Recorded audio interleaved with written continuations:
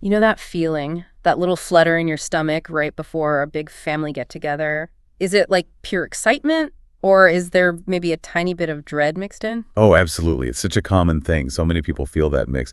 You're definitely not alone there. Right. And these events, they're supposed to be about joy and connection, but man, they can sometimes bring a surprising amount of stress. You really can. Mm. I mean, there's data like from the American Psychological Association showing almost 9 out of 10 Americans feel stressed, specifically around the holidays. It's not some personal failing. It's a shared experience. That's such an important point, and that's exactly why we're doing this deep dive today. We want to go beyond just, surviving these things. Right. The goal is to actually thrive. Exactly, to thrive. So we're going to look at some mental health insights, psychological well-being tips, and just really practical strategies. The idea is to maybe turn those potentially stressful times into, hopefully, real moments of connection. Sounds good. And I think the best place to start is, the foundation, how we go into these things mentally. So mindset and boundaries. Okay, I like that. Starting internally, you mentioned mindset like setting an intention. That feels really powerful. Just deciding beforehand how you want to show up. Precisely. It's not about controlling anyone else, Yeah. right? It's about managing your own internal state. Got it. So you might decide, okay, my intention is to be curious today, or maybe just patient or kind, or honestly, maybe it's just I want to relax and try to have some fun. Okay. And the neat trick sometimes is to have a visual in mind. Like if you want to be flexible, picture bamboo bending in the wind, or for patience, maybe a big solid redwood tree. Just calling that image to mind can sort of reset you. Like a little mental anchor. Okay. Exactly, an anchor. It preps your spirit in a way. So you've got your inner GPS set. Then comes navigating the actual space, boundaries. That word comes up a lot, especially during the holidays with all the pressure to do everything. Oh, absolutely. That's a huge one. Overscheduling is probably a primary stressor for many, and you really don't have to say yes to every single invitation. It feels like you do sometimes, though. I know it does. But your own well-being, your own happiness, that's a really important factor to consider. Learning to say no kindly is actually crucial. It's self-preservation. So maybe limiting travel, like picking just 1 or 2 events you really want to go to. Exactly that. If travel stresses you out, be strategic. Protect your energy. It isn't selfish. It's just smart resource management. And does that apply to money too? Like financial boundaries? Gift-giving pressure is real. Oh, definitely. Setting a budget for gifts and actually sticking to it is huge. It's not just about the money. It's about the mental load, the stress. Yeah. And honestly, sometimes a small, thoughtful gift, maybe even something handmade, means more than some expensive thing bought out of obligation. It shows you were present in the thought, not just pressured. Right. Presence over pressure. I like that. Because ultimately, these boundaries, they help you show up better when you do participate. Which leads us right into self-care. Okay. And self-care isn't just like bubble baths and massages, right? Though those are nice. No, though they can be great. It's often simpler. It's about giving yourself the gift of time, even small bits. Maybe 20 minutes to read, or watch part of a movie you love, or just step outside for some fresh air. A quick walk, maybe? A power nap? Yes. Those little micro recharge breaks, find those pockets. Okay. And don't forget the basics, what I sometimes call routine maintenance. Getting enough sleep, eating properly, maybe some light exercise, even just some conscious breathing or meditation if that's your thing. These directly impact your nervous system. So they build up your resilience before you even get to the party. Exactly. They fill up your tank so you have more to draw on when things get demanding. All right, so we've set our intention, we've thought about boundaries, we've topped up our energy with self-care. Now we're at the gathering. And inevitably, awkward conversations happen. That nosy question about your job or your love life. Right. The interrogation phase. We've all been there. Yeah. How do you handle that gracefully? Well, first, try not to take it too personally. Sometimes people are just clumsy, Yeah. They don't mean to pry.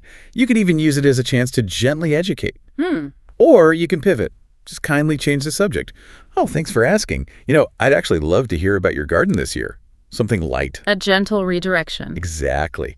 Or, if you really don't want to share, sometimes a slightly ambiguous answer works wonders. Oh, that old thing. Didn't quite pan out, but honestly, it's for the best. Usually stops follow-up questions. Okay. Or like, why is that project taking so long? Oh, just trying to get my money's worth. Perfect. A little humor can diffuse things nicely. It lets you steer the conversation without giving away too much. And what about when things get a bit more heated? maybe not outright conflict, but tension. You hear people talk about I statements. Yes, that's a really powerful tool. So instead of saying, "You're driving me crazy," which immediately puts someone on the defensive, you shift it. "I feel overwhelmed when," or "I feel upset when."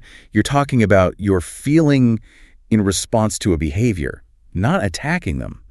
It's much more likely to be heard. It takes the blame out of it. Precisely. It invites empathy rather than defense. It's a core idea in nonviolent communication. Okay, so that's managing the tricky stuff. But how do we actually use these gatherings to, build stronger connections? Not just dodge bullets, but actually connect. They come down to listening, really listening, active listening. What does that look like in practice? It means putting distractions away, phone down, maybe turn the TV off if you can. Really focus on what the other person is saying, not just planning your reply. Try to listen for the feeling behind the words. And maybe reflect it back. "Wow, it sounds like you were really frustrated by that." Or, "I hear you saying you seem pretty upset. Did something happen?" So you're showing you actually heard them. Yes. And resist giving advice right away. Just listen and understand first. That builds such a strong foundation of trust and connection. And that applies to everyone, right? Kids too. Encouraging them to share their thoughts. Absolutely. When kids feel heard and respected, it builds their confidence, makes them more open. It creates this positive cycle where everyone feels safer expressing themselves. Which sounds great, but families argue, conflict happens. It's unavoidable sometimes. Totally natural. The key isn't avoiding conflict, it's how you handle it when it does come up. Okay, so how do you handle it well? Like fair fighting rules. Yeah, you could call it that. Yeah. Some keys are, try to stay focused on the current issue. Don't dredge up everything from the past 10 years. Ooh, that's a hard one sometimes. It is, but it helps. Use those I messages we talked about. And crucially, keep things safe. If tempers flare, agree to take a break, a timeout, and come back when things are calmer. Okay. Cool down time. Yes. And then focus on solving the problem together. What can we do differently? Even involve kids in brainstorming solutions, if it's appropriate. It teaches great skills. And all of this listening, fair fighting, it builds trust, doesn't it? It's the absolute bedrock. Trust is built when people have chances to earn it, when you show you can be trusted by following through, when you allow people to make amends because everyone messes up, and when you actually teach and practice saying, "I'm sorry." Owning your part. Exactly. Taking responsibility is huge for rebuilding or strengthening trust. It makes the whole family feel more secure. This is such a great toolkit. But not everyone experiences these big gatherings the same way. Let's talk about introverts for a minute. Big social events can be extra tough. It really can be. It's about energy, right? Extroverts often get energized by lots of interaction, while introverts tend to find it draining. Understanding that difference is step one. So what can introverts do besides just hiding in the bathroom? Well, some preparation helps. Think ahead about potential overwhelm. Maybe plan some easy activities or quiet zones. Mentally brace yourself for noise or chaos. Okay, like proactive mental prep. Yeah. And then give yourself permission to take breaks. Seriously. Step outside, sit in your car for 5 minutes, find a quiet room, don't feel guilty about it. Like those micro recharge breaks we mentioned earlier. Exactly. Think of it like plugging your phone in for a few minutes. You'll actually enjoy the gathering more if you allow yourself those pauses. That makes sense. And maybe focus on smaller interactions. Yes. Introverts often prefer deeper one-on-one conversations or small group activities.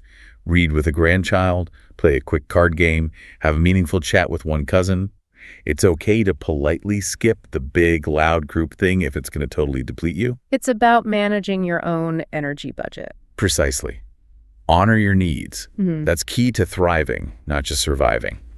Okay, switching gears slightly, but still related to mindset gratitude.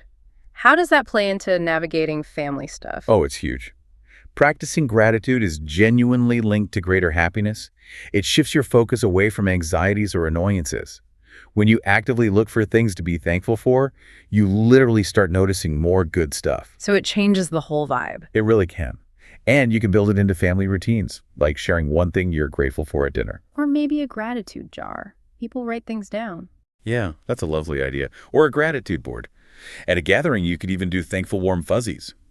Everyone writes something they appreciate about others on their place cards. Oh, that's sweet. A personal journal works too, or even a shared family one. And giving back volunteering, donating that, often deepens our own sense of gratitude for what we have. It's amazing how focusing on the good can shift the whole atmosphere. It really sounds like it. Okay, last big area. What if, despite all these strategies, things just feel really overwhelming? What about seeking support? That's so important. Please, if you're feeling truly overwhelmed or stressed, reach out. Talk to a friend you trust, another family member. And if it's more serious, don't hesitate to seek professional help. Therapy is an incredible resource. Absolutely. And on the other side of that coin, maybe dialing up our empathy for other family members. Yes, that's crucial. That relative who seems cranky or critical. Maybe they're dealing with something tough, grief, illness, job loss, something you don't even know about. Especially around holidays, people might be missing loved ones intensely. So remembering they might be struggling too. Exactly. Showing a little grace, understanding that their behavior might not be about you at all, can change how you react and how you feel. And maybe having an ally, like a sidekick, at the event. Oh, that's a great practical tip. If you know there's a potentially difficult dynamic, ask a sibling or a cousin beforehand, hey, can you help me steer the conversation if Uncle Bob starts talking politics? Yeah. Having that support person can make a huge difference. You're not in it alone. Never alone. And showing grace to yourself and others is just incredibly powerful. Wow, okay. So just to quickly recap this deep dive, we talked about the power of setting intentions before you go in and establishing those clear boundaries for your time, energy, even money. Right. The internal preparation. Then we got into communication, using I statements, really practicing active listening to build connection and navigating those tricky conversations or even conflict more fairly. The interpersonal skills. We touched on self-care as essential energy management, not a luxury, and tailoring things, recognizing introvert needs, for example. And cultivating that gratitude mindset. Yes. Gratitude and empathy. How focusing on the good and understanding others can really shift things. It really does feel like moving beyond just getting through it to maybe actually enjoying it. That's the hope, definitely. Yeah. Which leads to maybe a final thought for everyone listening. Yeah. Think about all these strategies we've discussed. Intention, boundaries, communication, self-care, gratitude, empathy, maybe that introvert escape plan. Which one right now resonates most with you? Okay. And then what's one small practical thing you could try to do related to that strategy before your next family gathering? Just one small step.